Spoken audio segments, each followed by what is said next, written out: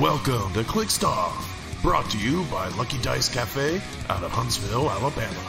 Check them out at LuckyDiceCafe.com. And now for your hosts, Daniel Powell, Jason Alvey, Alex Coons, and Tyler Speeds.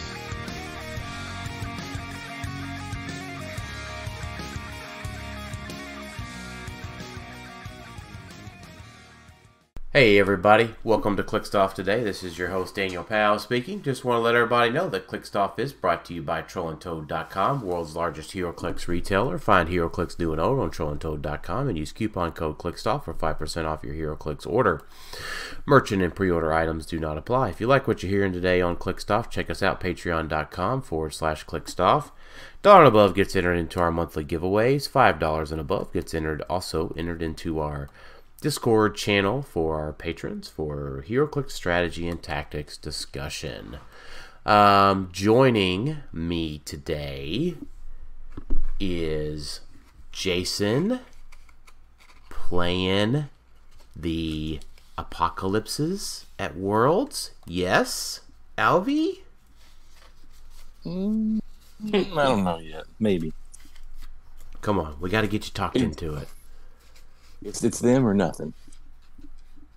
That's right. If I do play, it's going to be them. It's nerf or nothing, baby. You're going in with your Nerf Gatling cannon. Just yeah. And then also joining me today is Alex. Venomags is not a crutch. Coos. I think it. I'm sorry. Did you say not a crutch? It's not pretty a sure. crutch. Pretty Not sure. a crutch. I say it is a crutch. It is a. That's what you do say. It is. Yeah, it is incredibly a crutch. But that's not what we're here to talk about today. Yeah, no, we're not here to talk about Venomags promoting interactivity and how interactivity just completely goes away after retirement. No, that's not what we're here to talk about. No, not at all. We could talk about this post-retirement when he's gone. And you guys could be moaning then while I'm sitting here like, yep, well, this is the new right. This is the new world we live in. We're gonna play Harley Quinns, right? Oh boy. Y'all will have to and I apologize to folks on the recording here. I'm trying to keep my coughs at bay. We're healing up from some sinus stuff. Not the vid. I did go see a doctor. They said it was not the vid. So, I'll hopefully trending towards being fully healthy for next week. So, at any rate, we are here to talk about Scott Porter's Brick of Notirous. And I guess tangentially talk about some of the previews that we got from the HeroClix Facebook page, or the WizKids HeroClix page. But namely today, we wanted to talk about what happens if we get Bricks of Notirous for Team Sealed, and what will we build out of Scott Porter's brick. So, yep. Alex did the work of inventorying all of Scott Porter's brick, and we will build our 300-point teams as if we got that brick, because the three of us on our podcast here are the team for Team Worlds. So yeah, because if you don't, we don't cover sealed a ton. We do kind of in our reviews, but we mostly say, oh, it's only good for sealed. But just as a reminder, for Team Worlds, whether it's Notirous or Avengers, ever since last year or the year before, I guess since last year. Yeah, last year was the first year. Yeah, where it's now every team gets a brick, and you get the whole brick to just build three 300-point teams out of. You can't add anything extra. You get to bring your own maps. I assume you only get to use standard terrain. Yeah, that's sealed rules. Yeah. Yes, typical sealed rules. But it is different than it has been before, whereas before it's just everyone got 6 boosters and you just had a mishmash. Now, with bricks, there's a little bit more clarity because, I mean, if you're listening, you don't know this. Most of the bricks have a, like, WizKids has a set method of here's all the different variation of bricks we're going to do, and there might be some slight change ups, right? Like this prime might be an ultra chase, or this blah blah blah blah blah. But anytime there's a release, you could go out there and see people saying, "Oh, I got this brick," and they're like, "Oh, I got the same brick too." So making it a brick makes it a lot easier, a lot better for you to prepare for something like Team Worlds, where it's like, okay, I know, in this case, because it's a set that hasn't been released, it's not the best example, but that's why we're using the Scott Porter brick to say, hey, if we got the Scott Porter brick, it's easy to say, oh yeah, that's a great brick, we'll have 3 teams out of it. Well, sure, you'll probably have one really good team. What are the other 2 teams? Because that's, I feel like, what we find. Yeah, question, Alex, did you include, like, if he had multiples of the same piece? Yes, because if you look at the list, some of them, like Harley and some of the goons, they're listed and they're twice. Yes. Okay, so but not very Cyborg many. Man. Not too many duplicates overall. Then. Yeah, I think it was really his last day that he encountered like quite a few duplicates. His brick was very, because once again, remember, this is also a set that is the biggest HeroClix set, like a mega set, right? So your likelihood of getting duplicates is probably lower because there's just a lot more figures in the set. He did pull, I believe, 5 super rares, one of which was a quote-unquote prime. It was the Two-Face that didn't have a prime thing because they're not treating those as primes, but it was a B, so a 50B, and then a chase. So 5 super rares and a chase, and technically one of those super rares was a prime. But so a very, very good brick, but we don't know what collation is going to be for this set because it being a mega set, there are more super rares, there are more of those a lot more primes, I think, too. So it's yeah, we get uncommon primes again. Yeah. So so what I think the best way to approach this is work from our highest rarity down. So that's kind of my first tip when you tackle this brick of Notirous, right? Is pull out your biggest beat sticks, your highest rarity pieces first, and I think we'll go through here, right? Because is there, and we'll talk about that, how that contrasts to like Avengers 60, right? Because I was looking through some of these pieces, and I don't see like any like 200 points uncommons like the Thanos in Avengers 60. I think the closest thing is the rare Black Adam. Yeah, that's there's some 100-point figures, 120, but Black Adam's really the only non-super rare chase that is kind of a beef stick at 200. Because I think, was it Avengers 60 or am I thinking back to the other Avengers set where it was Avengers Forever? We got the beefy like Spider-Man and that was so Spider. Spider-Man Beyond Amazing had the Super Spider-Man that was beefy, and then Avengers Forever had the beefy Hulk and the beefy Iron Man. But Avengers 60 had the uncommon Thanos that was beefy, and then the Beyonder that was beefy, and the below rare slots. So real quick, I'm not going to read off all the commons and uncommons, but let me at least read like what he pulled from rares, super rares, and chases, so that way you kind of have an idea of what we're playing with it. Yeah, just did he get a complete CU? No, he's missing like number 21. He did get every one of the commons, at least one, but he's missing number 21. And maybe, I don't know where the 30s lie. If 31, he didn't get 31 either. And we don't know what 32 is yet to this day. I think it's a rare, but there's still figures to this day we don't know what they are. I think HeroClix, the WizKids HeroClix page, is trying to do their best effort of releasing more and more out there. I'm hoping in anticipation for Worlds. But to start with, I'll start with the rares. He had rare 34 Black Manta, rare 36 Deadshot, rare 38 Lincoln March, Number 40, Mr. Freeze. 42, Saturn Queen. 43, Cosmic King. 44, Necron. 45, Poison Ivy. And then rare 46, Black Adam. And then his super rares were number 50, Two-Face. That's the B version. 53, King Shark. 53A, King Shark. 56, Frank the Plant. 59, Kite Man. And super rare 61, Golden Glider. And then his chase was number 64, Superman, the Black Lantern Superman, not the deceased Superman. And almost every one of his super rare boosters had a rare in it, like that, which is kind of always happens, but I think almost every single one he had one in it, because he pulled 1, 2, 3, 4, 5, 6, 7, 8, 9. He pulled 9 rares, so almost every booster he pulled had a rare in it, which is interesting. Like, that's rare's got it. So when you're looking at Notorious as a sealed set, know that as a brick, you're getting at least probably 8 to 10 of these. It's not I've got 3 super rares, I got a chase, and then I've got 6 rares. You're probably getting a decent amount of them, of rares.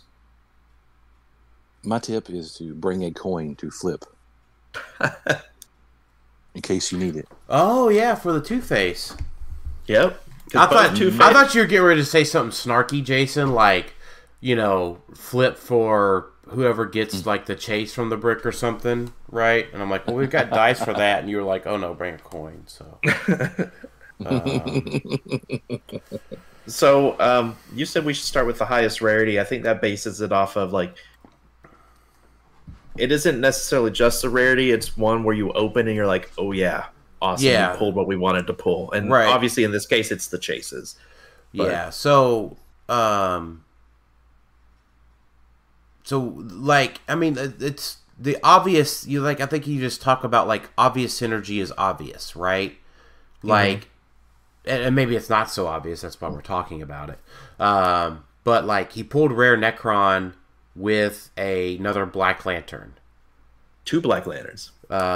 Who was the other? Black Hand was the other one. Okay, so, yeah, so, like, I'm just going to add, I'm on HC units. I'm just going to go ahead and add, I'm going to just add them at the full value real quick to my build. Obviously, Superman doesn't get full point value, I don't think, but Necron... Yeah, I was going to say real quick, Superman is either 260 or 120. Necron is 125, 75, or 40. And then Black Hand is 115 or 50. What number is Black Hand? Say what? 22. 22.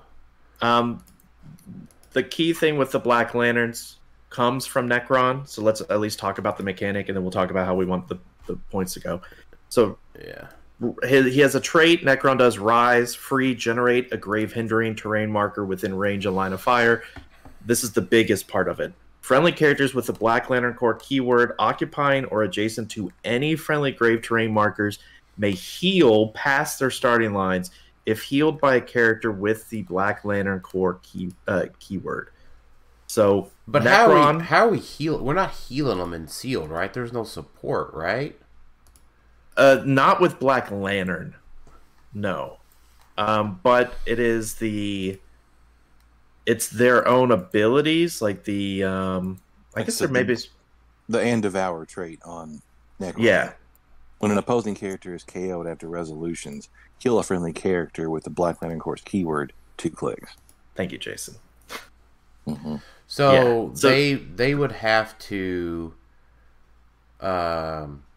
they would have to be adjacent to a grave marker when an opposing character is KO'd. Yep. Mm-hmm. So I'm just talking it out here, right? So like Necron at 125 is pretty beefy. A 19, 12 attack, 7 range with IT hindering and Psyblast and exploit. That's not bad. That's a nice little turret, because what I've got so far on here is Necron at 125, Superman at 120, and then Black Hand at 50. Like, I know we don't necessarily need theme anymore, but like, you probably want these pieces with this relatively big range on a smaller map. And range, I mean by like full movement and shit. Right. Like Superman on his own has a 12 squares of reach with, 10 squares of reach with his hypersonic. Yeah, it's a little unfortunate that it's just a few points off of potentially something a little better. I was thinking Necron at 75. Just because that 2 points for 50 points for 2 clicks isn't, and it's not even a good 2 clicks. Feels a little bad. So 50 points could get you something non-themed. Like you could go with a yeah. So let's the fortunate part, there's not much out there as like a monster. Monster would be the other keyword that they all share. It said Herald. I didn't actually look at Herald. Oh, so you could go like a Lex Luthor. Lex Luthor has Herald at 50 points. That's not bad to give everybody that shares a keyword. Give them Superman enemy, which is so they all have outwit. Yeah, that's the outwit one. Yeah, so I mean that's what I was just looking for through any of the uncommons. You could do Rare Poison Ivy, which why on earth does she have Herald? I have her saved for a different build, but she also would be very, very good to be able to kind of go out there because she creates bystanders. But the key to this build is this is by far the team that's going to be like the number one. Just a really, really strong team because the Superman at 120 is just good on his own. So him let's going up there and just pop in a goon and healing above his stop click is really good too. You do want Black Hand because Black Hand gives you the TK and a perplex, and he makes for free a grave hindering marker within range. So if you're worried about getting Superman up there to attack, you can have Black Hand kind of go up on his own and make that grave marker where you're gonna next to Superman where you're attacking for free. He has a 5 range, so you'll be able to get a grave marker next to Superman by planning your turn. That won't be that difficult. Right. And then Superman's got leadership too, right? So yes, you have 4 actions to deal with everybody. I like that. I think that's totally fine. All right, so I think I'd like to save this team, right? So Superman at 120, Necron at 75, Black Hand at 50, Lex Luthor at 50. So I think what my thought there is Adam M's question of, do you give your best figures to your best players or to your worst players? And so we're going to build these 3 teams, right? And then we're going to decide who we're going to give them to each of the 3 of us. And, yeah, because there's... And then you figure it... We'll let y'all figure that out from there. Because there is... always, I feel like every time we've played together, there is that awkward moment where we have all 3 teams, and it's the really good team, the pretty good team, and the cobbled together of all the rest of the good pieces team. And then everyone kind of just does a stare down, and it's like we all kind of want the good team, but we're like, well, I mean, okay, I mean, you can play it, like... And then, like, we don't want it. We want someone else to play because we don't want to admit we want the best team. It's like that weird, like, standoff where it's like, well, I think you've done. I think Alex, you've done really well with playing the cobbled together team. Yeah, I've thrived in it, I guess, because I get used. Because I am one that feels awkward, where it's like, well, I don't want to just play out like, hey, yeah, I want to play with the best figures, please. It's like, no, I could make the rest of this work, unless of course it's like last year where I built I didn't play with you guys last year, but wait, did I? No where I played a stupid team with all the Danger Room figures, which was a bad idea.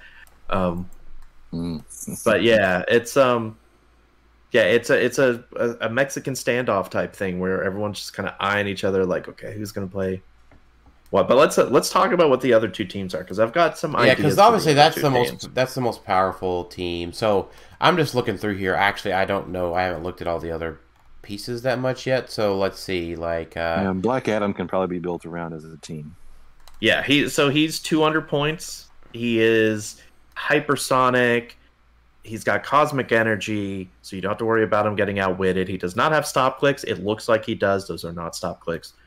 It's just a special damage power of invincible. Friendly characters within range can mastermind to him. Wait a minute. Then he has. Can I make before we get too far? I'm looking at these other super rares, and they kind of suck ass. So they don't, and I'll talk about that after the Black Adam talk. We brought our own maps, right? And then how yes. So we can mention that also. Maps to teams, I feel like, are so underrated. Because half the time I remember showing up and I'm like, oh, I brought this map. Did you bring maps? I didn't bring maps. Did anybody else? Oh, I brought some. This year, because there's big maps and little maps, and there's a lot of stealth, there's a lot of other things that work with, like, there's a lot of dolphin symbol out there. Maps are very important this year. Yeah. Like, you need to make sure you have good maps for a lot of teams that could benefit from water, benefit from hindering, benefit from, I guess, elevated maybe, like the Superman team being able to kind of fly around. Since I guess we probably won't know until we get there, you know, what we're playing that day of, is what I'm saying. You probably just have to pack all your maps. Right. So back to Black Adam real quick. So he's the other kind of beefy boy in the field. There are some 100-point ones like Bizarro, who is okay. And then there's obviously the Legion of Supervillains ones. Do not, under any circumstance, because Scott pulled all three of the Legion. You could make a decent. This is going to be my runner-up team, but I'll go ahead. I'll get to that later. I will say the Lightning Lord, Saturn Queen, and Cosmic King do not fall to the trap of playing them at 100 points. They are not good at 100 points. Just don't do it. So don't fall into, I'll play Black Adam with Cosmic King, so that way I have a leadership, or Saturn Queen because I'll have have one prob or two probs. I would not fall into that trap. That's probably not a good build. You're probably better off doing Black Adam, probably some of the goons, and some other supporty pieces like like Cyborgman. I don't think won't be able to carry. Well, he could carry Black Adam. He could carry 2. Cyborgman has Transporter 2, 6, but only to carry Gotham City. So that's fine. Gotham City Underworld. And then Cyborgman, adjacent friendly characters share a keyword with him, Safeguard, Mind Control. That doesn't matter. But he is a 45-point Taxi and Perplex. What number is... Cyborgman's 24. Cyborgman. Yes, Huh, Cyborgman. That's an There was interesting... Scott pulled 2 of them. By the way, I feel like you're just incredibly over-prepared for this at the moment, and we're just kind of... I did just recently talk about this. So. And then Jason and I are, like, approaching this as if we just opened up the brick, and we're like, wow, pieces. Yeah, I'll admit I did not do any homework. I've been busy this weekend. Listen, guys, I need you to have your brains in the Team Worlds right now. I need you to be in the mindset of ready for teamwork. Yeah, that's true. That's why we're here tonight talking about it live on a pod. Well, not live, but that's why we're all talking about it together on a podcast and recording our team building session. When I say that in a corporate sense, our team building session for our team building of Worlds. So, I will say with Black Adam, I think you have to go non-theme with him. There's probably not a good enough combo. Are you playing him at 200, right? Yeah, I feel like you have to. You want that hypersonic, because it's a hypersonic, 9 movement, 12 attack, 19 defense, 4 close combat experts, so 13 for 5. Here's my issue with that dial. And like, I played in Florida this year. I played that 200-point Thanos with the 20 defense. And he just got clapped. Like, the problem is this. I think my thought is this Black Adam is a trap. Possibly. Like, because you just attack him. Like, there's no way he can stop it, right? There's no shape change. I mean, the Mystics thing, does help. The Living Lightning does help deter that, right? But there's no shape change. There's no senses.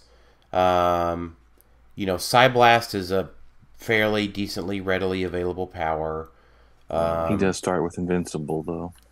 I mean, that's what I'm saying, right? Like, you can... I mean, there's probably not, like, any, like, 5 damage pieces where you're just, like, clapping him to Invincible, right? You probably have to deal with the Impervious at some point. But he has he has no Steel Energy. He has no, like, a beginning of turn, heal him 1 click, you know. So where I'm leaning with that is, one, I think that Mystic's trait is incredibly powerful in this format because you do have goons that are only 2 clicks deep. So he would be one of the few hypersonic pieces where you want to move him up there and leave him there, where he wants to be surrounded by everyone. Because he's like, yeah, if you want to hit me and you want to deal damage, sure. Everyone within 3 of me is getting 1 penetrating damage. Like, come on. Yeah, keep hitting me, dude. He does not like range. He doesn't want to get hit from range. But he wants to get in there and go to town. Now, there is support in this set in the form of the White Rabbit Goon for 15 points, and Scott did pull 1. So I would consider having 2 sets of goons with him, because some of the other teams I'm thinking of could forgo goons. The goon mechanic is pretty darn good. It's very, very interesting. The tricky part is figuring out, like, you won't be able to outfit all 3 teams with goons, most likely. They could each have, like, 1 or 2, but you probably ideally want to have, like, 2 teams with 3 to 4 goon options. So that way I could do a number 4 goon that has Empower. Yeah, that feels nice, to be able to kind of move the goon and everyone up, and when Black Adam comes up to smack someone, he's hitting for 6, and the goon has Plasticity, and if he gets attacked, if I remember correctly, he'll be able to just mastermind it to Black Adam, because Black Adam says friendly characters within range of line of fire. So I'm immediately putting number 4 goon on the team at 15 points. Do they share a keyword? I don't think so. That's why I'm thinking you go without keywords. Don't worry about the keyword thing, because he doesn't have anything that requires the keyword. But doesn't you still have to follow the rules of Mastermind? Right, like, so friendly characters within range and line of fire can use Mastermind, but I'd have to look up the rules of Mastermind again. But so Mastermind is share a keyword or higher points. And the only time we got something like that was those little pogs, but the pogs were 0 points. So the Doom pogs, Latveria pogs, but only. I mean, that is a good point. That is a good point with the keyword thing. Yeah, I mean, I think they sure will have to share a keyword, right? It says regardless of adjacency. It doesn't say regardless of keyword sharing. He does have a ton of keywords, though. He does, so... But what I'm thinking is I don't think he shares a keyword with that goon fella. No, he does not, unfortunately. Yeah, so I don't think the goon fella can mastermind to Black Adam. There's no Arkham Asylum or Gotham City. Either one of those on Black Adam. Yeah. So I mean, that's okay though. I mean, it's still just giving up 15 points, and in field, in this set specifically, I think that's okay, especially with how hard. Like, I don't think there's a ton of rollouts in this set. There's some super senses, there's some shape change, but there's not a ton of just like there's a lot of potential for Black Adam to yeet something off the map pretty quickly. And so that's where I'm leaning, like, okay, well, a goon could still help him do that and still be a tie-up piece. and still say, okay, well, I'm a plasticity 10 for 17, and then the goon then could turn into another goon. So if you want another goon to be up there and be kind of bait for you to turn into the other goon to give empower and the plasticity and poison, I think that's fine too. I think a team that knows how to utilize these goons well is gonna do very well. Like being able to use like the White Rabbit goon, being able to be the support. Like, just being able to swap into a White Rabbit goon and then support up Black Adam is pretty big. Right. He probably needs a TK on his team. So, is there a TK available?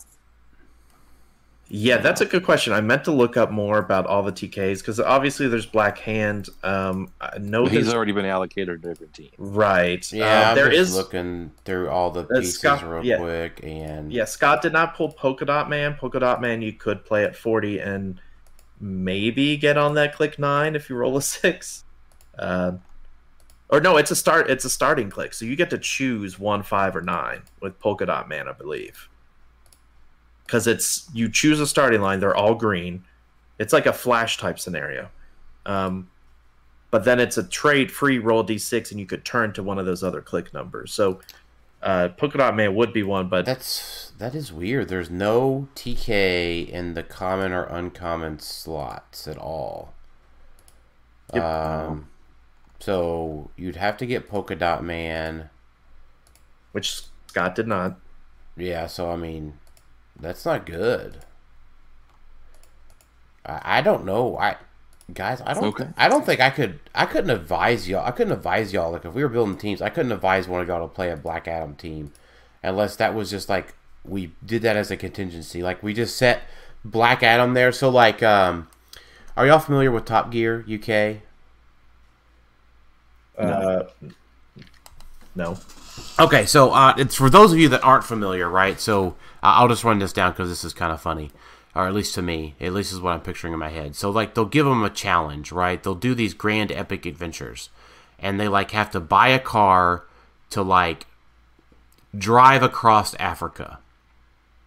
And, like, they'll end up picking some version of a hoopty of some sort, right? Or a car that they like, but they're not just instantly like, oh, I have to drive across Africa. I'm going to choose a capable off-road four-wheel drive vehicle. No, they pick like some random car or whatever. But the producers of the show like have a car that is undesirable to all three of them. That'll like follow them around, and it, like, they'll do like cinematic shots of like it peeking around a corner, like, hey guys, what is your car fucking up? I'm coming in. I'm coming in. Top Gear, the British Top Gear, and their subsequent show on Amazon Prime is a fantastic piece of cinematic work.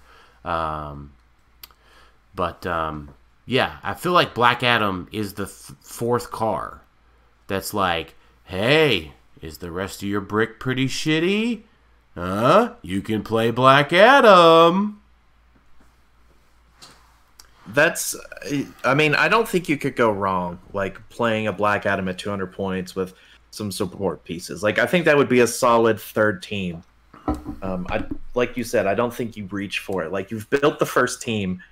I think you start working for some of the other synergy that's in the set, and Scott pulled a lot of synergy.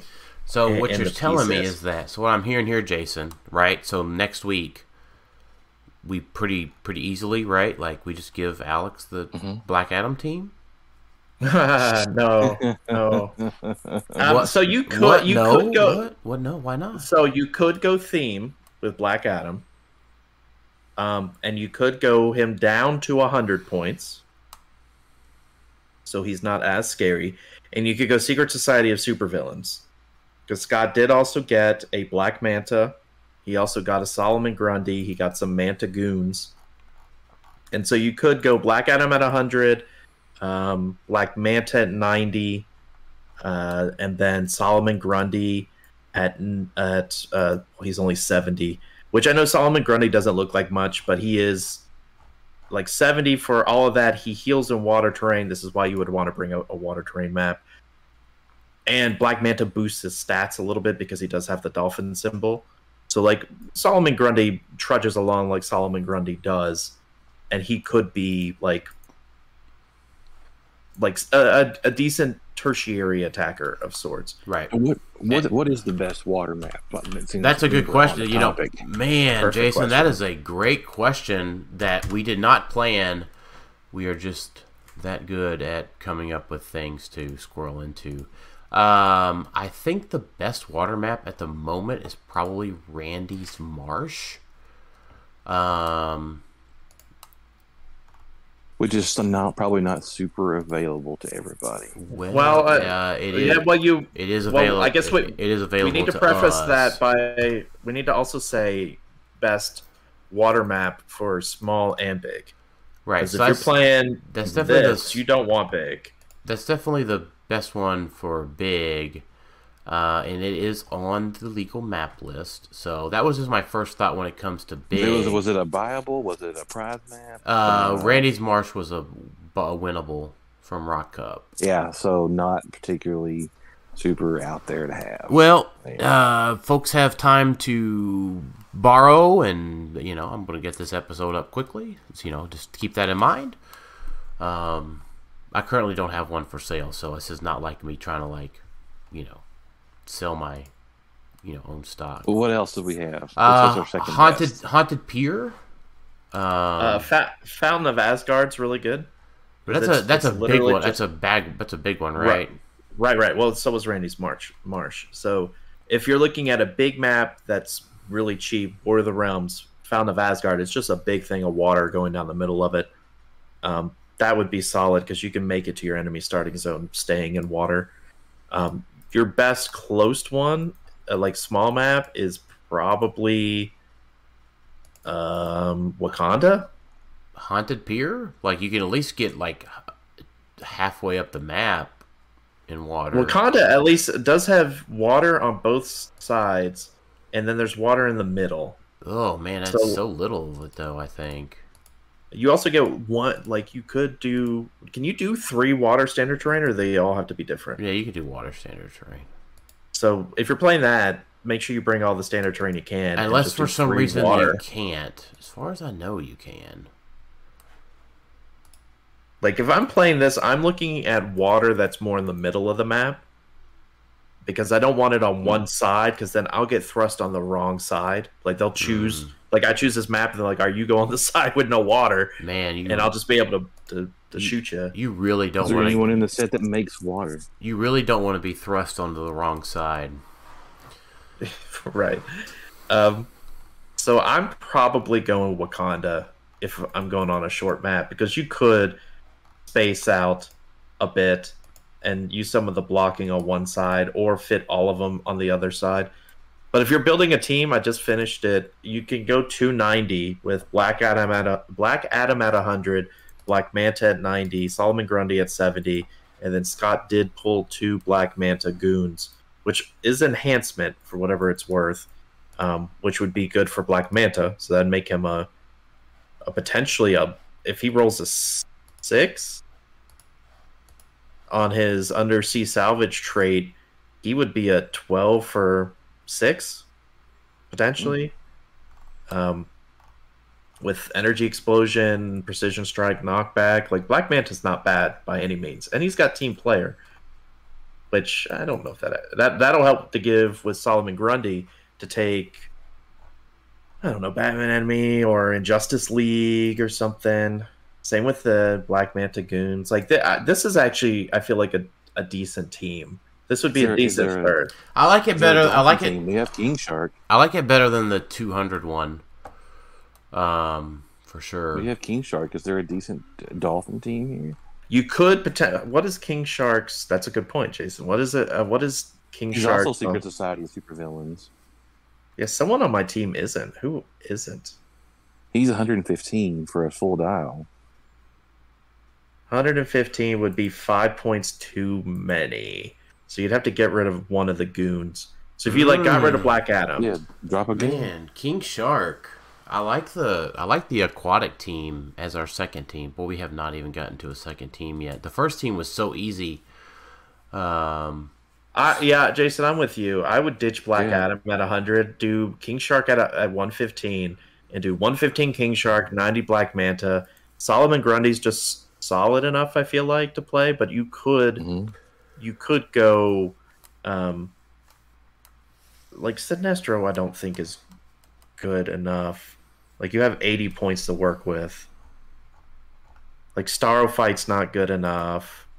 Yeah, I would just go King Shark, Black Manta. Solomon Grundy's enough to kind of meander his way up.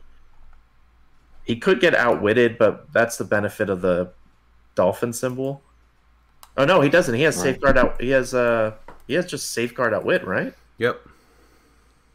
So never mind. Solomon Grundy might be pretty decent just to kind of go up there and say, "Hey, hit me."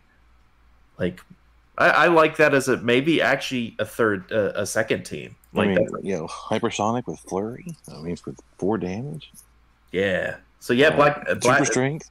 So this is a prime example of what Dan was saying. Like, Black, in this case, we look at Black Adam and we kind of ignored King Shark for a minute because we're like, yeah, look at Black Adam, 200 points. When in reality, the 115-point King Shark just worked better with what we had. Yeah, it's because y'all were looking at those rares, and you should have been looking at your super rares. Well, the super rares I've got on another team.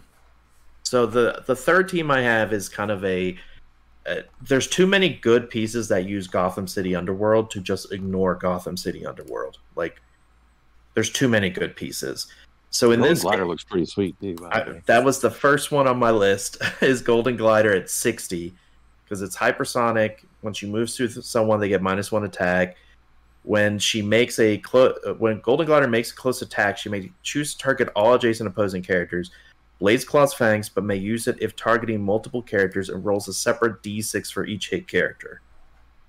So that's legit. Like, being able to just run up there and just blades everybody. 1, 2, 1. But you're still hitting everybody. Like, you're still going for everybody though. Like, that technically is better because she only has 1 target and 3 damage. So that's great at 60 points. Then Rare Poison Ivy is way too good because she is able to make Thorn Vines, which those are pretty good as well. Like, and she's hard to KO. So at 50 points, she's just great. I don't know if I'd play her at 80, but maybe. But right now I have her at 50. Then I have Frank the Plant. Someone want to go over what Frank the Plant does real quick for me? Let's see. Frank the Plant number 56. can maybe carried as if he had tiny. Frank the Plant may be given non-free actions after being carried. Swallow whole. Blades Claws Fangs is a special power down his dial. And when Frank the Plant KOs an opposing character after resolutions, return him to click 1. Then he has a stop click. So you're hoping that Frank the Plant can be carried up after being damaged a little bit. Flurry somebody. I don't. Flurry Blades exploit. Flurry Blades exploit. KO something. And go to town, right? And just be super hard and super annoying. Yeah, so the thought there with Frank is just being able to take an action after being carried is pretty legit. Even if it's only 11 for 2. You've got other options that kind of, like, there's some Empower out there that could help make that a little bit better.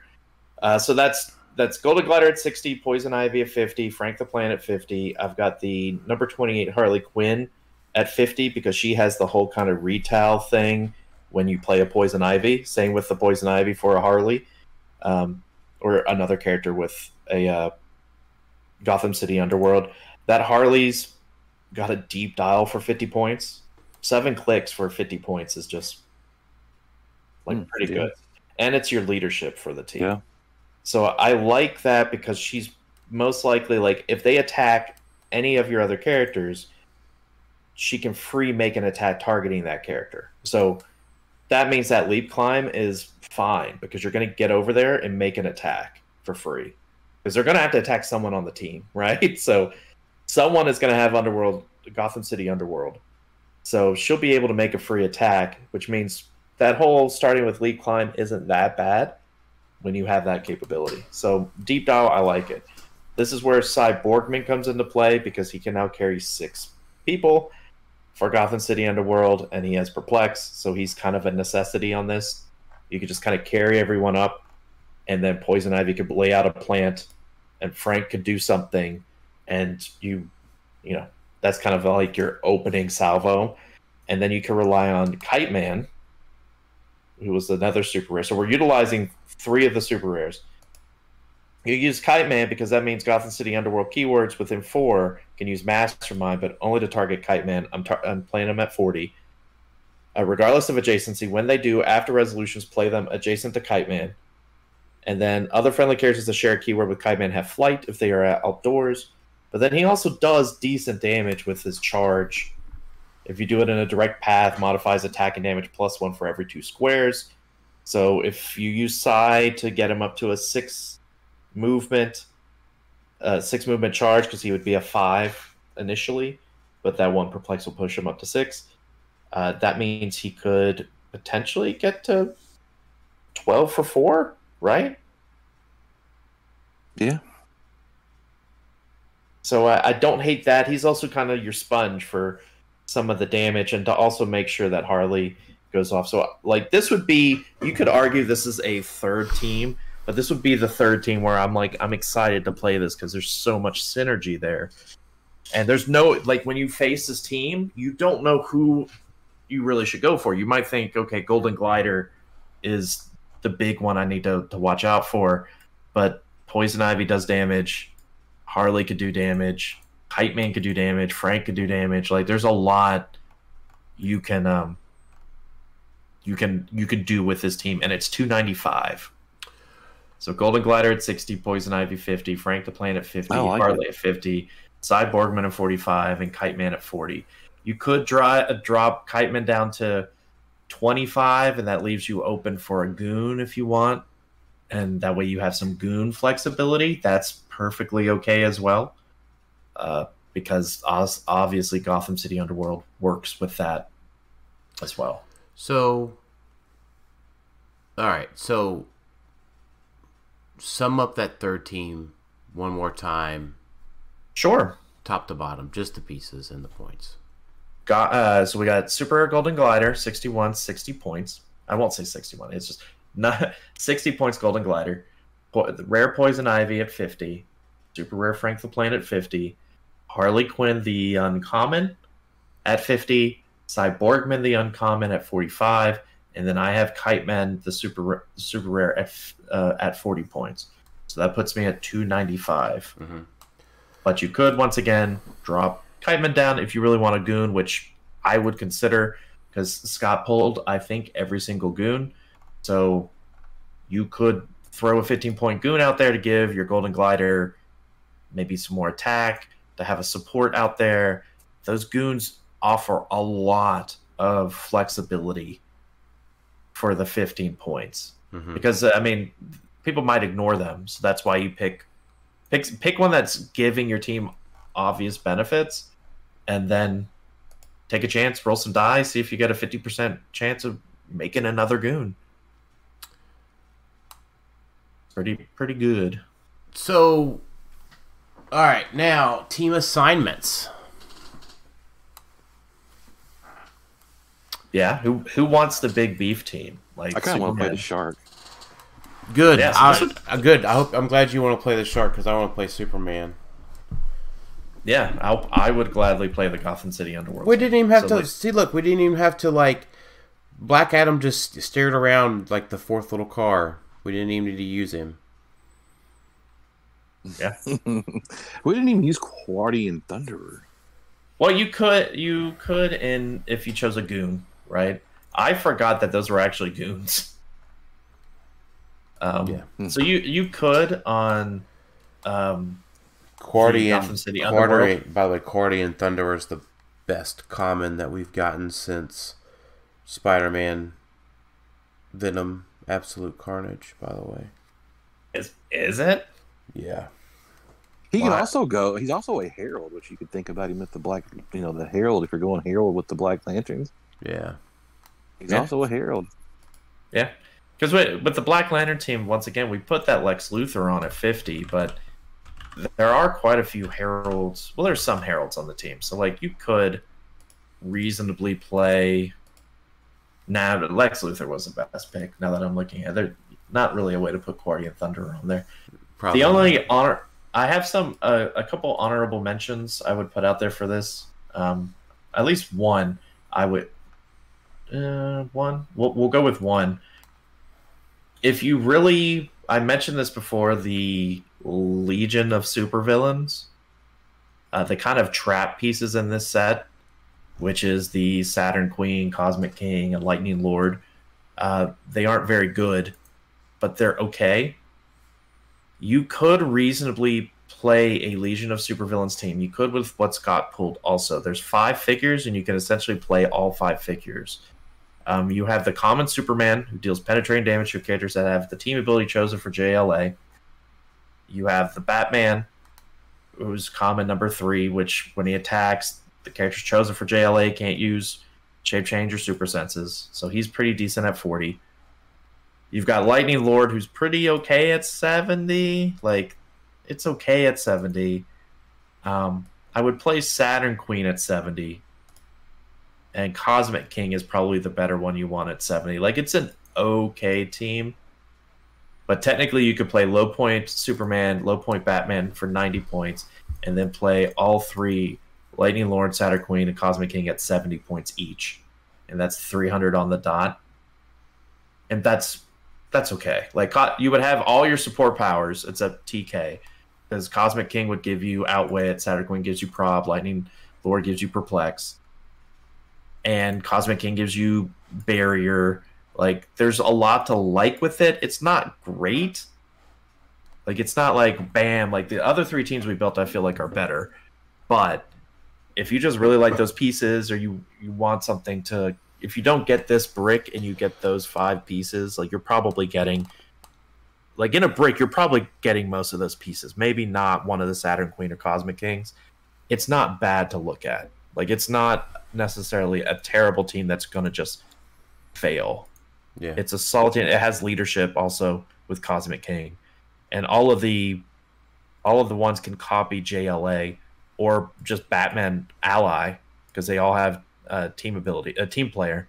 The 3 weird ones, the Lord, the Queen, and the King, have team player, and they have 3 team abilities to choose from with Superman Ally, JLA, or Batman Ally. So that is a fairly strong one. It's just those 3... I don't even know what the future lords or whatever. They're just a little scary to look at because they don't have any, like, reducers, except for Saturn Queen has Super Senses. Yeah. And Shape Change. She has a really good Shape Change. So Alex, I went and checked my math while you were finishing up your point there. And, yeah, Guardian Thunder is the best common that we've gotten since Mary Jane Watson. What makes it... I feel like saying it's the best is a little subjective. Why is that? What makes it the best? He's a Sinestro Core keyword. Okay. Thank you. I think that's what people may have been missing, was just looking at it saying, okay, it's a 15-point sidestep pulse wave for shape change. It's a 5-point sidestep pulse wave shape change piece. Yeah, because you get a 10-point ring on it. You get a 10-point ring. Right. It's still, for those confused, it's still 15 points. It's just you get a 10-point ring for free. He's not saying somehow it's only cost 5 points. Girl mass. Girl mass. Girl mass. Girl mass. The question I have, Alex, is did you consider Polar Bear for your Gotham City Underworld team? Like full points or just any points? So I would not consider any of the goons at full points. Never at full points. But Polar Bear, it is a goon. So yeah, sure. Like it's a good one too. 10 for 2 Quake with Battle Fury and a 3 charge, and Dolphin for 15 points. Like that's good. Like there's this set has a lot of synergy with like different core pieces in it. There's not a lot of pieces that you can look at. There are definitely some. I'm looking at you, Omac. There are some pieces in it that you're like, this is garbage. But when we've done some of our set reviews, and when we'll do this one, like there's there's a bunch where we're like, we're just skipping all the commons. We're like, okay, well, bad, bad, bad, bad, bad. This one is like, okay, like the goons in and of themselves is an interesting mechanic that has also modern potential because of how cheap they are and how able they're just kind of giving you a pseudo shifting focus type thing because they have to die and there's a chance it doesn't work. But it's a chance you're willing to take half the time because it's 15 points. And like you said, Dan, the Guardian Thunderer is the cheapest ring you can get out there right now. So if you're throwing him on a non-theme team, then all of these are generated, not from your sideline. They're just generated, right? So you just have a bucket of goons next to your next to your bucket of swords for your Apox and Genesis, and be like, here's all my goons. So there's a lot to this set now that I've looked at it, and we still don't know some of the pieces. Right. Like, we're still missing some super rares. There's an uncommon I think we're missing. We're still missing I think a rare too. The set's solid. Like, so far it's solid, and for sealed, I hope it works. Right. I hope that's what we get for sealed. Yeah. As we get this. And then Clay Wood asks, what's the best way to deal with Necron? And I feel like that answer is just go attack him. Like, is that like too simplistic of an answer, right? Because you probably have to get past some sort of deceased chase with him. Yeah, I mean, there's no support. You're not getting an Indigo tribe ring on the team, right? So it's not like it's just going to be considerably overpowered immediately. So it requires positioning. It requires them to KO stuff. It's probably fine and sealed. Constructed might be a different thing, so we'll have to do a little more thought on that one coming up. Yeah, don't forget that it's a grave hindering terrain marker is what they make, so you can pick those bad boys up and and hit them with them and like just destroy them. So there's quite a few pieces in this set that have super strength. So use that to your advantage of just like, I'm just going to keep picking up all your grave markers and I'm just going to keep hitting you with them. So that way I'm not. Yeah. You can't heal. I mean, you'll have healed the turn before, but you're going to have to keep making those grave markers, and that's going to slow you down a little bit. Right. But he himself is not necessarily hard to take out unless he's played at 125. Even the invulnerable isn't bad. Because there's not a lot. I don't think there's a ton of penetrating damage in this set. Like, just looking through, there's exploit is like the biggest one, outside of obviously like Necron himself and some of the other pieces. But it's if, like I said, if someone pulls Necron and a Black Lantern Chase, that one team is going to be hard to beat. Like, it is going to be an uphill battle.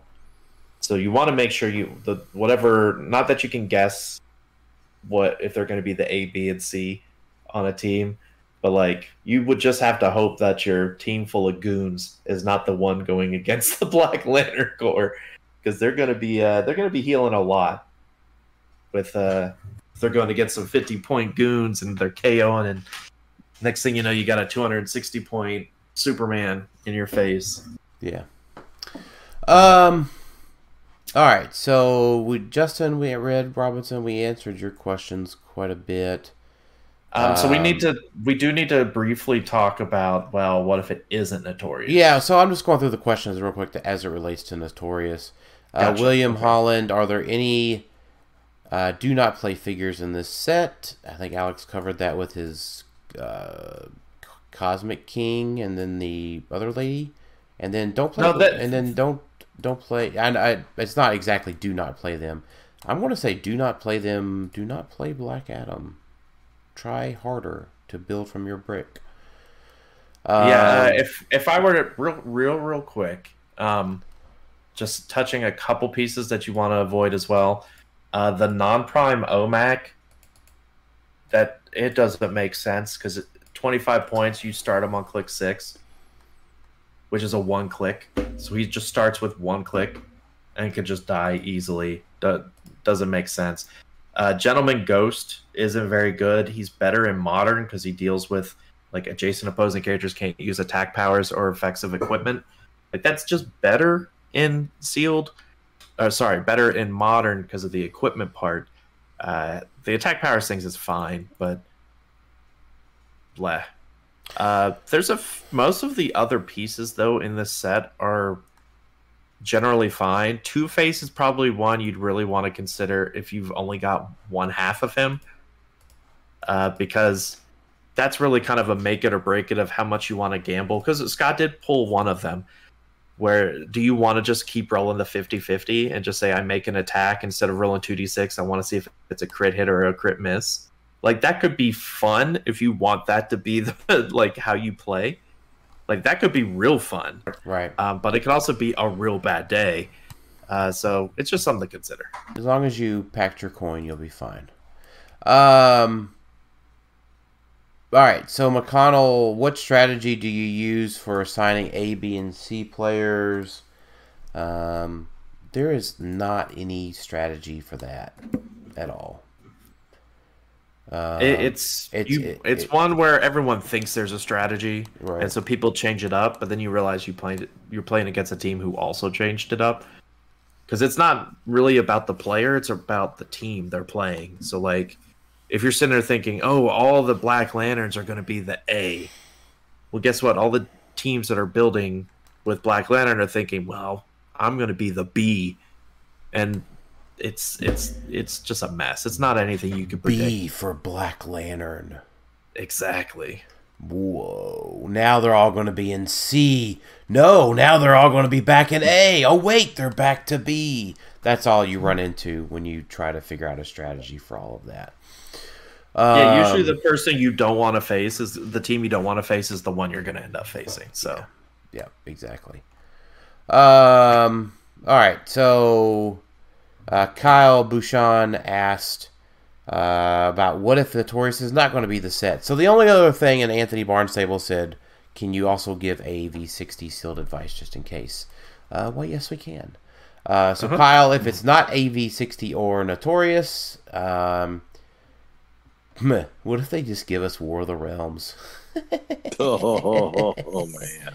I think people would riot. Could we just like there would be a riot about that? Could we just not play? Get a refund and go play BRs? Yes, you know how much. Because remember, with Team Worlds, people were already complaining about the pricing, and they still complain about the pricing because it's still very top heavy, right? Yeah. Like it's very it's not amazing. It's very heavy. Such a odd word to use, right? It's very skewed toward the top. Yeah, there you go. Skewed. Yeah, good. But we're still looking at like Fantastic Four Empire Factory set, and then an X of Swords OP Factory set. So it's like if they'd start laying out a bunch of like War of the Realms. Yeah, Jason, you're 100% right. Like if they lay out War of the Realms, I'd look at both you guys and say, "You want to go play some BRs? We're going to get a refund." Like, well, you're not going to get a refund. You're not going to get a refund. So just to be clear, well, we would probably know ahead of time of what it is, right? Like we would probably try to scope it out on Thursday and be like, okay, what do they got in the back room? Like ask some of the judges, what do they have there? We would probably look at the BRs and see if, okay, are they dropping any Notorious boosters on the BRs? Or is it all Avenger 60? Or is it just like War of the Realms? Oh, crap. Yeah. Like, all right, so let's talk AV60 quite a little bit quickly, right? Sure. So top pieces you're looking for? Well, so we know the combo of most of the bricks, right? So you get Ghost Goblin and Mephisto together. Congratulations, you just got Ghost Goblin and Mephisto together. Which is arguably better than the Team's World pricing. If you would like to go to the local grocery store and buy packets of pudding and a kiddie pool, we'd all like to see pudding wrestling for who gets to take the Mephisto home. I was wondering where you were going with that. Right. I have a place to go there. But unfortunately, like that you won, but like you have to play with Ghost Goblin. But I played with Ghost Goblin and R sealed and like ran away with it, so he's pretty good. He is very good. The team I got to play there was like Ghost Goblin with Militant, so like that helps bolster Ghost Goblin's non-existent defense powers. And so that's a really good brick to get. Jason, you might have to help me on some of the other bricks if you know them offhand. Generally, you got Kid Thanos and Prime Hulk come together. Yes, and Kid Thanos at 100's really hard to kill. But he's not terribly offensive, unfortunately. Just prob and a stop click though. Yeah, if you get the chases, if we're outside of the brick part, like the chases you would want to get is Black Skull, I guess King Killmonger, sure. You King Killmonger at full, and you're probably playing these guys at full, not at 50. Yeah. Black Skull generally came with Prime Cap a lot. Yeah, Doom Supreme, pretty good at full. Yep, Running Shot, Pulse Wave, and then his special damage power is super good in sealed. Because those powers are already pretty limited to Outwit, Perplex, and Prob. But if they start using those in sealed, you get to like really can go to town with those. Hound, you're probably not at 100. Like you're probably going to play BRs if you're playing Hound. Because the Hound brick was just pretty much just Hound by itself. So Ghost Goblin, you're playing at full. Iron Inquisitor, you're probably just playing at 50. Like, yeah, he doesn't do anything for you at top. Like, at least you get the TK and you build off of that. But like not chases. Well, real quick, I do want to say, just because he doesn't ever get his due, Thor at 100 is actually pretty good in this set. At sealed, decent in movement, sealed. decent movement, time. decent movement, decent range. Now the other bricks included like the super rare primes. So the super rare prime Adaptoid, you played that one, Jason, didn't it? I didn't like it, but yeah, the non-super rare prime is better in my opinion. Right. So Adaptoid. Let's talk about the primes real quick before we go to the non-primes. Super Rare Adaptoid, it's not great, but you probably have to play him because I think he's like the best thing in that brick. Absorbing Man, congratulations. You get to go pudding wrestling over the Absorbing Man, who becomes like the best prime, maybe, after rotation. And you probably play him. Like, I don't think you try to do the little sideline. No, you definitely play him. Yeah, he's definitely... you just play him at 125. Yeah, he's definitely great. Prime Actually, almost all the primes in this set are... Like, you would probably happy, even with Iron Man. I don't... So here's the thing. Like, Prime Thor is really good. But I don't know if, like, Prime Hulk is that great. I mean, he's a great beat stick, but his movement's really limited. But if you're just playing him at 10 because you got other good stuff, that's probably fine. You could likely wind up with 2 out of your 3 teams being Avengers. There's so many Avengers in this set that all 3 could wind up being Avengers. Because, like, I mean, there's lots of good ones like Falcon, Blue Marvel, Grey Hulk, Doctor Strange, Spider-Man. Like, you want Falcon as a rare because he just enables way too much in this set. Yes. We're almost guaranteed to pull a Screaming Mimi. Yes. But I mean, and then additionally, right, like for your third team, right, like if you stack heavy 2 teams, like your third team being like Beyonder, like a Beyonder based team is probably fine. You can also have a very good like leader, like an non-themed team with like Morgan Le Fay or Clea with leader, and like it's just kind of like a weird team, but it does enough unusual things to where it's good. Yeah, I mean, Clea at 150 and sealed is not bad. Because like you can make a good Hydra team too. Yeah. Yeah, some. Oh, go ahead. Tactical Force. He's more annoying and sealed than you think he is. And he buffs. He gives some buffs to the other Hydra guys. And then with Hammer and what's the cap? I can't remember. The Militant. The Militant's fantastic. Yeah, the Militant is fantastic in sealed, by the way.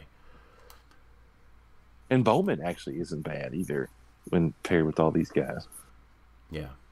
I would argue out of all the super rares, there's only really one that's just you probably don't play. Like Moonstone is probably the one you don't play. I don't like Morgan Le Fay. Morgan's okay at 40 because she still has the leadership and she can still keep making zombies, which could be really annoying at 40. And sometimes you need the leadership. She's also not bad at 100. I don't think I ever reach for there. But like I might reach for her at 40 just to be able to get my leadership and to also just be like just making some bystanders. And sealed bystanders are generally pretty okay. Even if it's only a 19 for 2, it is still mystical. And you can mastermind them with her. So I don't hate that. But you're right. Morgan's probably number 2 on the like, oh, we got these 2. They stink. But the rest of them, like Monica Rambeau's pretty all right for 70 points. Spider-Man is Spider-Man, good at 90. Mm-hmm. We already mentioned Hammer, Prime Thor. Yeah, Starbrand's amazing and sealed. Like, very, very good. Being able to just kind of get across the map and hit everyone for 3, essentially. Because you make a range attack. All other characters within 2 squares of the original target just become targets. So, very good. Very, very good. Like, she's very... I've played her in sealed a few times. And that's where she really shines. Is that you can play her on just an Avengers team, and it's kind of she's glass cannon-y, but that's okay in sealed because you can kind of get around it. So I would be happy if we pulled a Starbrand because I think she has enough damage potential at 75 to kind of surprise some teams. But then you also have just all the general Hulk figures in this set that, it's like, okay, if I need a meat stick, I've got Abomination, I've got non-rare Hulk, I've got uncommon Hulk if I really want to. Like, there's 3 good Hulks outside of the Prime. Yeah. Like, this set is just generally good for sealed, I feel like. Even if you just pull I don't say fall into the trap of getting uncommon Thanos and feeling like you have to play uncommon Thanos. No, he's probably the only one I would not recommend is to play uncommon Thanos. Beyonder is just better. He's Thanos would be a trap in my books. Yeah, Beyonder's double stop clicks are super annoying. And if you play him at full, there's 1 mid dial. Yeah, and he's got 5 damage up top. Yeah, he does. Good. Yeah, and like Prob, he's like Yeah, just traded Prob. Yeah, this set in general was a good set. The problem is that by the time this rolls around, we'll have been playing it for 3 months, 4 if you count us getting it early at HeroClix for Huntington's. So a quarter of its life in Modern. So it's like it's already past its age. So if that were the case where we're playing again, well, goodness knows it's better than some of the other sets we could have got. Like, I don't know if Beyond Amazing... I don't know if I would want Beyond Amazing. I think I would prefer Avengers over Beyond Amazing. Yeah, I would too. And even against Batman... I don't want to get Beyond Amazing. Yeah, like Beyond Amazing, no. Batman Team Up might be okay. But they would have to do that rule that they did at Champion Clix. I wish they would do that. where it's like you got one person who could just make the construct as a power action that you pull. Like, yeah, I think that that's would be okay. generally a rule though for that set in sealed. Yeah, like if they did that, obviously we could ask, but yeah. But the hope is obviously is that it's Notorious. That like that's maybe part of the reason why the set was delayed, was that they want to make sure they have enough product for Worlds, because goodness knows they're going to go through a ton of product. I don't think that's the reason, but I'm hoping that's the reason. Is just, hey, we want to make sure we have enough for Worlds, for not just Team Worlds but for BRs as well, because I think pre-releases is supposed to start like the 13th. yeah, the day next, that so the, next the day week. that the day that we're going to leave for Worlds. Yeah, so I mean, if all these other places are getting Notorious for pre-releases, then the hope is, well, yeah, then they should have it for Worlds. But with Alliance and WizKids, who knows? All right, so let's see. Next questions. You know, so Richard and Peter's question are a lot about like Notorious in Modern, which we're not going to cover till after Worlds, guys. Sorry. Yeah, there is a chance we may cover it at Worlds on like that Saturday. We've always talked about recording an episode in person. So like if Team Worlds is Notorious, then that means the whole set is done. Like that could be fun to at least record an episode. I don't think the set review, but it'd be fun to talk. We would talk more about it relatively quickly afterwards. Right. Okay, so I think that's all the questions. I don't think we have anything else today, which is okay. We talked a lot about a potential Big F and more likely Avengers 60. I think I'm okay with like either. I mean, obviously Notorious would be better from like a value standpoint, right? Because we're getting figures, so when it comes to divvying up all the figures at the end, it's like, well, the super rares are going to be worth something because it's a pre-release. We're 2 weeks before release, so like even if you walk away with just two super rares, you could probably make your money back for buying into Team Worlds out of just a brick of Notorious. A brick of Avengers 60, there's a question of whether you make your 170 back, right? If you get, like you said, that Hound brick or just the Prime Iron Man or whatever the one Prime brick is, that's just with the Prime Iron Man, yeah. It's like, well, let's hope we win some prizing, guys. Yeah, you got it. But here's a question for you guys. I mean, this is, I guess we don't have to say it on the air. Are we going to record anything else before Worlds? We've got, by the time this goes up, a little bit more than a weekish. So the answer is maybe. I don't know if I have a great answer to that question, because I don't know if there's anything that we're going to be able to talk about. So I guess it all depends. One last Worlds recap or something of like what we're each individually planning on doing. More, because did we do like a tips and tricks of Worlds yet? Like we've talked about Worlds for a little bit, but if we have not, I can go back and listen to some of our episodes. That might be something worth to talk about. Like, hey, if this is your first Worlds, or like expectations. We've talked a little bit when we saw the schedule. Yeah, we did that. We have done that in the past.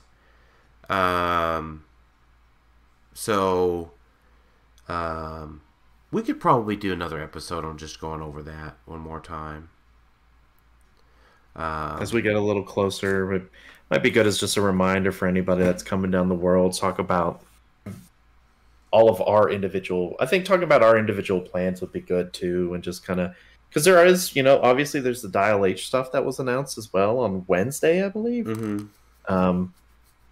And there's all sorts of stuff. And as a community, I think it'd be great if we were doing more things together as well. Because I think right now it's, this is the second year back since COVID. And so I think now's a great time to kind of like, hey, we're doing this, or here's all the events. There's going to be time for this, time for that, and kind of give an idea of what we do or what we did last year. Yeah, I think we'll talk about that. Fun. And yeah, we could do one more just fun, maybe not as meta.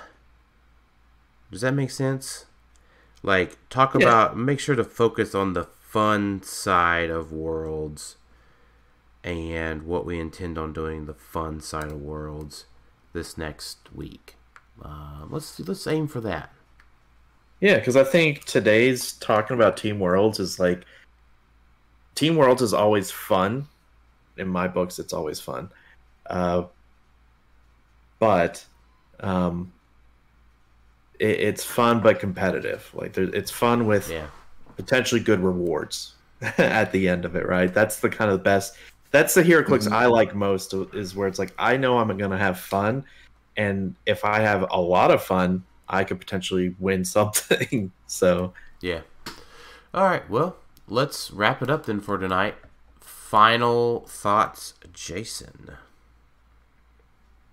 Yeah, I don't know. I don't really have one right now. All right. Those are words that you can use to say those things. Final thoughts, Alex? I hope when Team Worlds rolls around, we get this Scott Porter brick, man. This is a pretty good brick. And I also hope we see the rest of the figures before Worlds. I mean, we're not missing many. So I'm hoping we see the rest of them. That way there's not any kind of surprises of, oh, there's this one crazy deceased figure. Probably worst case scenario. I mean, isn't there always like that one crazy figure? Well, right now it's just Black Lanterns are crazy. But not even that crazy. Like, if they release and they're like, oh, we've got the Wonder Woman Black Lantern has support on top dial. Oh, yeah, I guess that's possible. So, all right. Well, final thoughts from me on my end. We're going to do one more episode on our Worlds plans and getting a little bit more hype for Worlds. And thanks, everybody, for listening to Clixed Off today. Looking forward to seeing everybody next week at Worlds. And hope y'all have a great trip. Stay safe. And I didn't cough too much this episode, so that's good.